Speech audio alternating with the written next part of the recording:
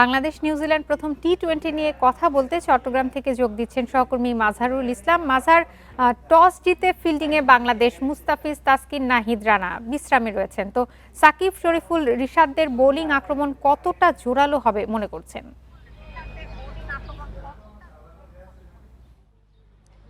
দেখুন, প্রথমত সিদ্ধান্ত খুব ভালো হয়েছে, কারণ বৃষ্টি হয়েছে, রাতে বৃষ্টি হয়েছে, সকালে বৃষ্টি হয়েছে এবং এখন পর্যন্ত বাতাস নেই, সাথে মেঘলা আকাশ।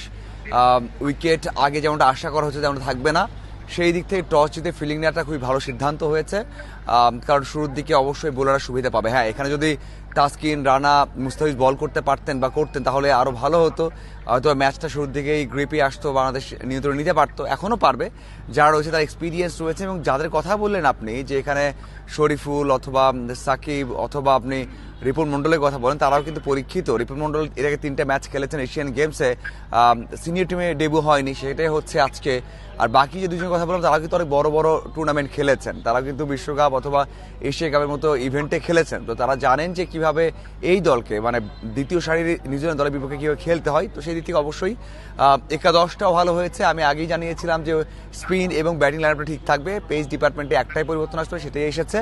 যে রিপনকে দিয়েছে এই সিদ্ধান্ত ভালো মনে হয়েছে। দেখুন, গাফফার সাকলাইনকে হঠাৎ করেই খেলায়নি, এটা খুব ভালো সিদ্ধান্ত, কারণ ডোমেস্টিকে খুব বেশি ভালো করেছেন, দীর্ঘ সময় খেলেছেন, তেমনটা হয়নি বা খেলেননি। সেই দিক থেকে রিপন প্রস্তুত আছেন, সব শেষ বিপিএলে দারুণ করেছেন। ইমার্জিং কাপে আমরা দেখেছি ইন্ডিয়ার এগেনস্টে সুপার ওভারে ম্যাচ জিতিয়েছেন, বেশ কিছু জায়গায় পরীক্ষা দিয়েই কিন্তু এসেছেন। সেই দিক থেকে অবশ্যই স্কোয়াডটা ভালো হয়েছে এবং সাথে সিদ্ধান্ত যে টস জিতে বোলিং নেওয়া, সেটাও দারুণ হয়েছে।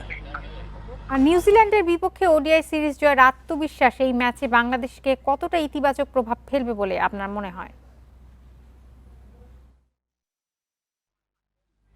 দেখুন, অবশ্যই আত্মবিশ্বাস দেয়, কারণ যারা রয়েছেন তারা কিন্তু ওডিআই ফরম্যাটে খেলেছেন, তারা তো এই দলের এগেনস্টেই খেলেছেন। তো ওই আত্মবিশ্বাস থাকবে যে এই দলের এগেনস্টে 2টা বড় জয় এসেছে, ওডিআইতে টি-20তে সম্ভব।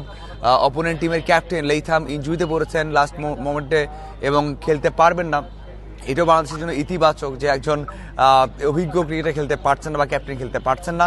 সব কিছু মিলিয়ে অবশ্যই ওডিআই সিরিজে যে মোমেন্টাম আছে সেটা দারুণভাবে কাজে দিবে এবং ওই প্লেয়ারগুলো তো এখানে কনভার্ট করতেই পারেন। সাথে শুরুটা খুবই ইম্পর্টেন্ট, বাংলাদেশ দল যদি ভালো শুরু করতে পারেন, পাওয়ার প্লেতে 1টা বা 2টা উইকেট দিতে পারেন, 6-এর আশেপাশে ইকোনমি রেখে বা রান রেটটা রেখে, তাহলে অবশ্যই বাংলাদেশ দল এই ম্যাচের নিয়ন্ত্রণ নিতে পারবে। এবং আজ সবাই যে আশা করে, দর্শক এসেছে বা আসতে শুরু করেছে, ওডিআই তুলনায় বেশি এসেছে, সবাই জয়ের আনন্দ নিয়ে ফিরতে পারবে।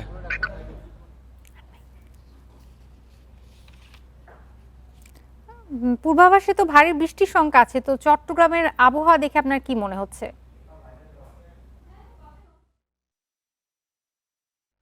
দেখুন, সারা দেশেই বৃষ্টি হচ্ছে, কোথাও না কোথাও কাল রাতেও হয়তো ঢাকায় বৃষ্টি হয়েছে, সকাল দিকে চট্টগ্রামে হয়েছে বিভিন্ন জায়গাতে। এখনো মেঘলা, রোদের দেখা নেই, সম্ভাবনা অবশ্যই আছে। তবে এটাও ঠিক যে চট্টগ্রামের ওয়েদারটা বোঝা খুবই কঠিন, পূর্বাভাস দিয়ে খুবই কঠিন। হয়তোবা যে কোনো সময় বৃষ্টি আসতে পারে, আবার হয়তোবা খেলা শেষ হয়ে গেল, তারপরেও আসতে পারে। আপাতত যে অবস্থা রয়েছে, ফোরকাস্ট যেটা বলেছে গতকাল যে বৃষ্টি হবে না, সেটাই হচ্ছে। তবে এখন যে অবস্থা, তাতে মনে হয় না যে বৃষ্টি হবে। বাংলাদেশ নিউজিল্যান্ড প্রথম টি-20 নিয়ে জানাচ্ছিলেন সহকর্মী মাজহারুল ইসলাম।